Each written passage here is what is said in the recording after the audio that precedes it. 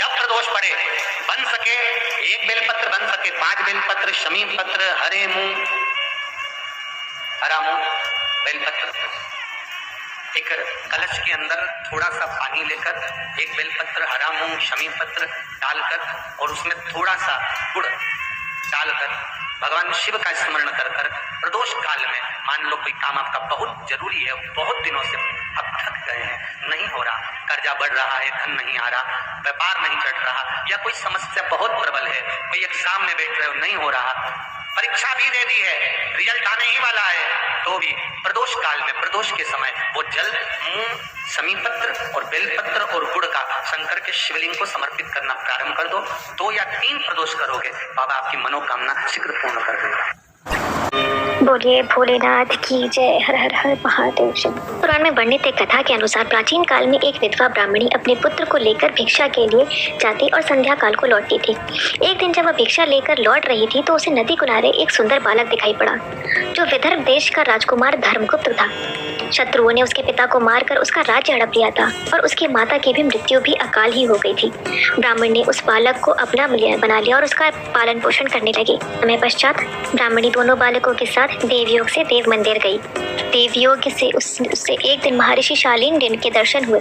महर्षि के मुख से प्रदोष व्रत की महिमा सुनकर उस ब्राह्मणी ने ऋषि से पूजन की विधि पूछी। उसकी श्रद्धा और आग्रह से ऋषि ने उस ब्राह्मणी को शिव पूजन का उपयुक्त विधान बताया और उस ब्राह्मणी से कहा कि तुम अपने दोनों पुत्रों से भी ये शिव की पूजा कराओ। इस व्रत के प्रभाव से तुम्हें 1 वर्ष के पश्चात पूर्ण सिद्धि प्राप्त होगी। उस ब्राह्मणी ने महर्षि शालीन के वचन सुनकर उन बालकों के सहित नतमस्तक होकर मुनि के चरणों में प्रणाम किया और बोली, हे ब्राह्मण, आज मैं आपके दर्शन पाकर धन्य हो गई हूँ। मेरे ये दोनों कुमार आपके सेवक हैं, आप मेरा उद्धार कीजिए। यह ब्राह्मणी को शरणागत जानकर मुनि ने मधुर वचनों द्वारा दोनों कुमारों को शिव जी की आराधना विधि बताई। तदंतर ने वे दोनों बालक और ब्राह्मणी मुनि को प्रणाम कर शिव मंदिर में चले गए। उस दिन से वे दोनों बालक मुनि की कथा अनुसार नियम पूर्वक प्रदोष व्रत काल में शिव जी की पूजा आराधना करने लगे। पूजा करते हुए उन दोनों को 4 महीने बीत गए। एक दिन राजसूत की अनुपस्थिति में शुचिव्रत स्नान करने नदी किनारे चला गया और वहां जल क्रीड़ा करने लगा। संयोग से उसी समय उसी नदी के दरार में चमकता हुआ धन का बड़ा सा कलश दिखाई पड़ा। उस धन पूरित कलश को देखकर शुचिव्रत बहुत प्रसन्न हुआ। उस कलश को वह सिर पर रखकर घर ले आया। कलश भूमि पर रखकर वह अपनी माता से बोला, हे माता, शिव जी की महिमा तो देखो, भगवान ने इस घड़े के रूप में उस पर कितनी संपत्ति दी है। उसकी माता घड़े को देखकर आश्चर्य करने लगी और राजसूत को बुलाकर कहा, बेटे मेरी बात सुनो, तुम दोनों इस धन को आधा आधा बांट लो। माता की बात सुनकर शुचिव्रत बहुत प्रसन्न हुआ, परंतु राजसूत ने अपनी सहमति प्रकट करते हुए कहा कि हे माँ, यह धन तो तेरे पुत्र के पुण्य से प्राप्त हुआ है। मैं इसमें किसी प्रकार का हिस्सा लेना नहीं चाहता, क्योंकि अपने किए कर्म का फल मनुष्य स्वयं ही भोगता है। इस प्रकार शिव पूजन करते हुए एक ही घर में उन्हें 1 वर्ष व्यतीत हो गया। एक दिन राजकुमार ब्राह्मण के पुत्र के साथ बसंत ऋतु में वन विहार करने के लिए गया। वे दोनों जब साथ साथ वन में से बहुत दूर निकल गए तो उन्हें वहां पर सैकड़ों गंधर्व कन्याएं खेलती हुई दिखाई पड़ी। कुमार उन गंधर्व कन्याओं को क्रीड़ा करते देखकर राजकुमार से बोला, यह पर कन्याएं विहार कर रही हैं, इसलिए हम लोगों को अब और आगे नहीं जाना चाहिए, क्योंकि वे गंधर्व कन्याएं शीघ्र ही मनुष्यों के मन को मोह कर लेती हैं। इसलिए मैं तो इन कन्याओं से दूर ही रहूंगा। परंतु राजकुमार उसकी बात अनसुने कर कन्याओं के विहार स्थल में निर्भीक भाव से अकेला ही चला गया। उन सभी गंधर्व कन्याओं में प्रधान सुंदरी उस समय आए हुए राजकुमार को देखकर मन में विचार करने लगी कि कामदेव के समान सुंदर रूप वाला यह राजकुमार कौन है। उस राजकुमार के साथ बातचीत करने के उद्देश्य से सुंदरी ने अपनी सखियों से कहा, तुम लोग निकट के वन में जाकर अशोक, चंपक, मौलीसरी आदि के ताजे फूल तोड़ लाओ, तब तक मैं तुम्हारी प्रतीक्षा यही करूंगी। उस गंधर्व कुमारी की बात सुनने के बाद सभी सखियां वहां से चली गई। सखियों के जाने के बाद वह गंधर्व कन्या राजकुमार को स्थिर दृष्टि से देखने लगी। उन दोनों में परस्पर प्रेम का संचार होने लगा। गंधर्व कन्या ने राजकुमार को बैठने के लिए आसन दिया। प्रेमालेप के कारण राजकुमार की सेवा के लिए वह सुंदरी व्याकुल हो उठी और राजकुमार से प्रश्न करने लगी, हे कमल के समान नेत्रों वाले, आप किस देश के रहने वाले हैं? आपका यहाँ आने का क्या कारण है?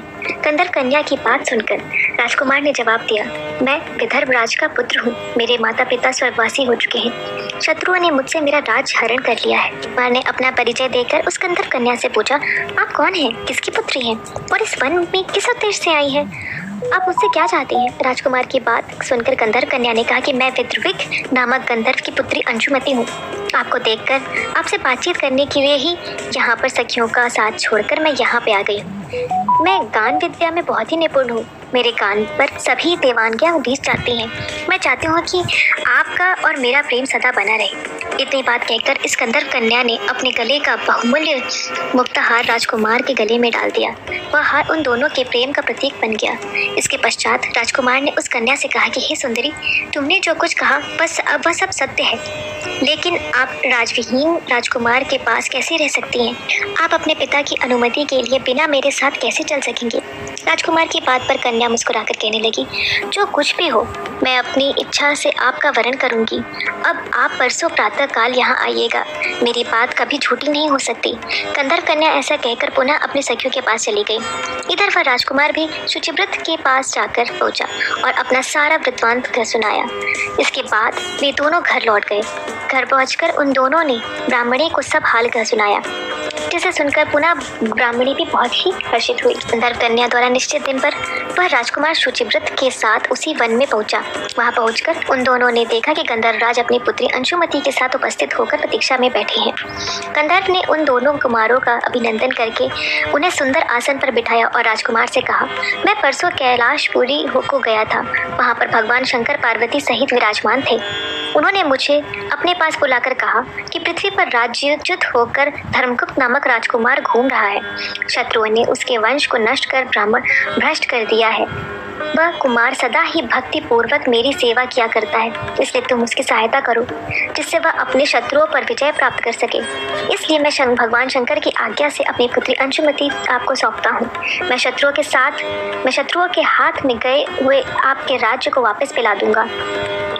आप इस कन्या के साथ 10,000 वर्षों तक सुख भोगकर शिवलोक में आने पर भी मेरी पुत्री इस शरीर के साथ आपके साथ रहेगी।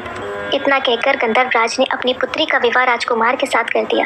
दहेज में अनेक दास दासियां तथा शत्रुओं पर विजय पाने के लिए गंधर्वों की चतुरंगिनी सेना भी दी। राजकुमार ने गंधर्वों की सहायता से शत्रुओं को नष्ट किया दिया और वह अपने नगर की प्रविष्ट हुआ। मंत्रियों ने राजकुमार को सिंहासन पर बैठाकर राज्याभिषेक किया। अब वह राजकुमार राज सुख भोगने लगा। जिस दरिद्र ब्राह्मणी ने उसका पालन पोषण किया था, उसे भी राजमाता का पद पर आसीन किया गया। वह शुचिव्रत भी उसका छोटा भाई बना।